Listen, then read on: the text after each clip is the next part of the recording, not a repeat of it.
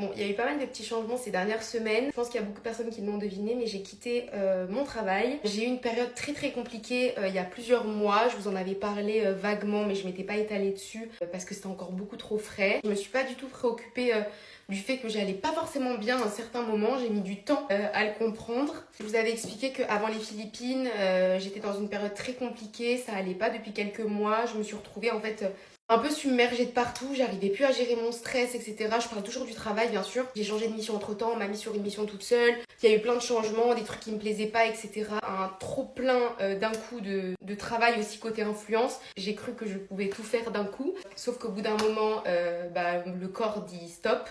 C'est très compliqué d'avoir un travail et de gérer les réseaux sociaux à côté, surtout quand vous travaillez dans un peu le secteur du luxe, etc. Voilà, c'est pas facile, il faut faire attention à tout. Parfois, c'est même exagéré et non justifié. J'ai décidé de quitter ce travail pour me reposer déjà, pour prendre un peu de recul, pour essayer de ralentir le rythme. C'est vrai qu'en ayant toujours travaillé depuis mon job étudiant, l'alternance et tout, et d'avoir enchaîné directement avec mon CDI, j'ai pas eu de pause. Ça fait beaucoup trop longtemps que je garde des choses. Mentalement, j'étais complètement tout le temps en phase de down, j'étais jamais bien, alors que j'avais tout pour l'être. J'ai l'impression que je me suis perdue. Avant, j'enchaînais tellement de choses que je vivais jamais l'instant présent, que ce soit en famille, avec des amis ou au travail. En fait, j'avais toujours le cerveau qui était ailleurs. Ça s'arrêtait jamais, je réfléchissais toujours. Il y a plein de moments que j'ai pas passé avec Hugo parce que justement, j'avais du retard côté réseaux sociaux. Vu que la journée, j'étais au bureau, j'étais tout le temps dans le rush, tout le temps vite.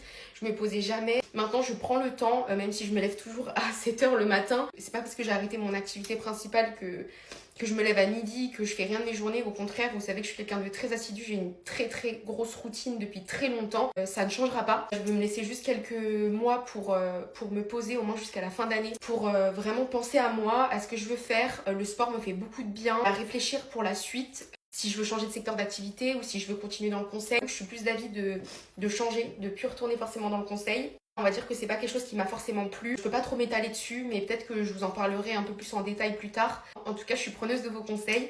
Je vais très bien, ne vous inquiétez pas, ça va beaucoup mieux. C'est juste que le fait de repenser à tout ce qu'il y a eu, ça me met un peu mal parce que déjà je vous l'ai pas dit. J'en ai pas parlé, que ce soit à mes parents, à mes amis, à personne. Je pense qu'il y a que Hugo qui a vraiment vu à ce moment-là un peu mon état de détresse. Il m'a répété, mais je peux même plus compter le nombre de fois qu'il fallait que je ralentisse. J'ai pas voulu écouter, j'ai voulu toujours tout faire à 100%, les deux activités. En tout cas, je suis libérée d'un poids de vous en avoir parlé. Encore une fois, je peux pas tout vous dire, je suis désolée. De toute façon, dès que quelqu'un est sur les réseaux, c'est forcément mal vu. J'ai pas mal d'anecdotes à raconter, mais bon, ça me fait énormément de bien de vous avoir, donc merci beaucoup.